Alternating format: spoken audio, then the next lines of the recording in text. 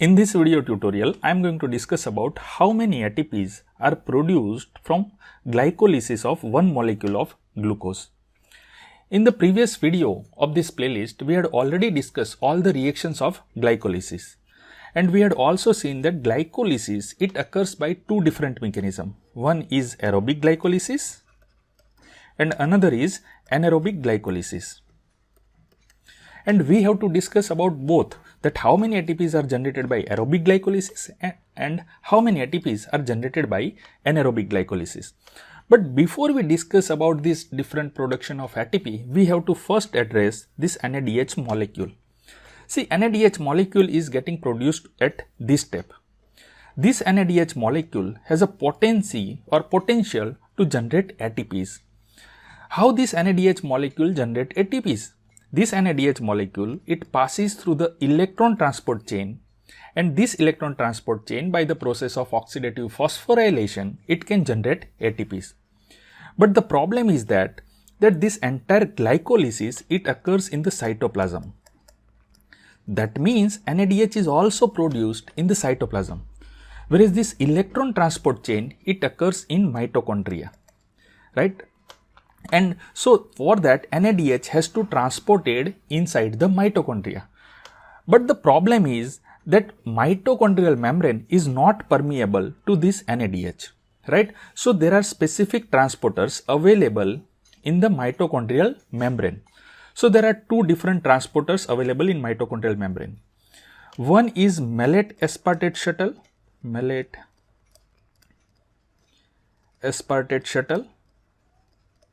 and second one is glycerol phosphate shuttle.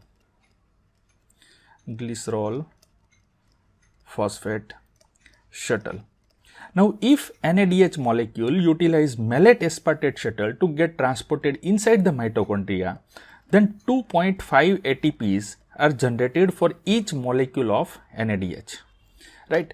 Whereas if glycerol phosphate shuttle is utilized for the transport of NADH from cytoplasm to this mitochondria, then only 1.5 ATPs are generated for each molecule of NADH, right? So with this information, let's start calculating that how many ATPs are generated by aerobic and anaerobic glycolysis.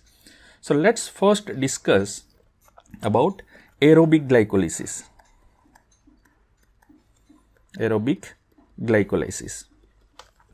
So as we examine this glycolysis pathway, we see that at this step and at this step, two ATPs are getting consumed. One ATP is consumed at this hexokinase glucokinase level. So hexokinase glucokinase level, one ATP is consumed. So I am writing minus 1 ATP. At this phosphofructokinase 1 level, also 1 ATP is utilized. So phosphofructokinase 1 level, minus 1 ATP is there. Now then, after fructose 1,6 bisphosphate, it is undergoing splitting reaction and giving rise to one molecule of dihydroxyacetone phosphate and one molecule of glyceraldehyde 3-phosphate. And this dihydroxyacetone phosphate can get converted to glyceraldehyde 3-phosphate. So we can say that one molecule of glucose can give rise to two molecule of glyceraldehyde 3-phosphate. So the reactions after glyceraldehyde 3-phosphate occurs 2 times for each molecule of glucose, right? So see, at this step, glyceraldehyde 3-phosphate to 1,3-bisphosphoglycerate, which is catalyzed by glyceraldehyde 3-phosphate dehydrogenase, one molecule of NADH is produced.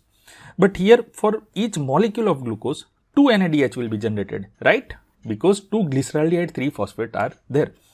So at the glyceraldehyde 3-phosphate dehydrogenase, 2 NADH molecules are produced, right?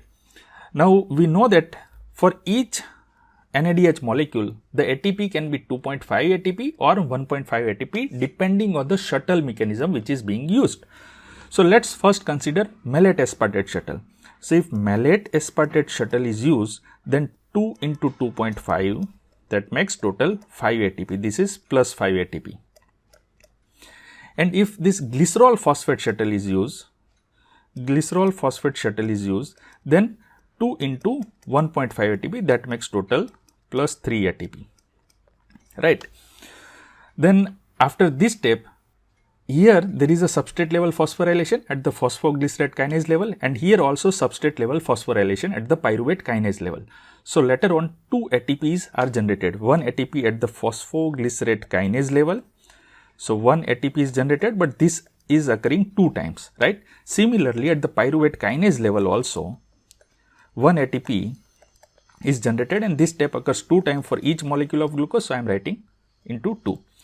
Now this phosphoglycerate kinase is the substrate level phosphorylation, and pyruvate kinase is also substrate level phosphorylation, right? So now let's do calculation of aerobic glycolysis. So first let's consider malate aspartate shuttle. Malate aspartate shuttle. So this both makes -2.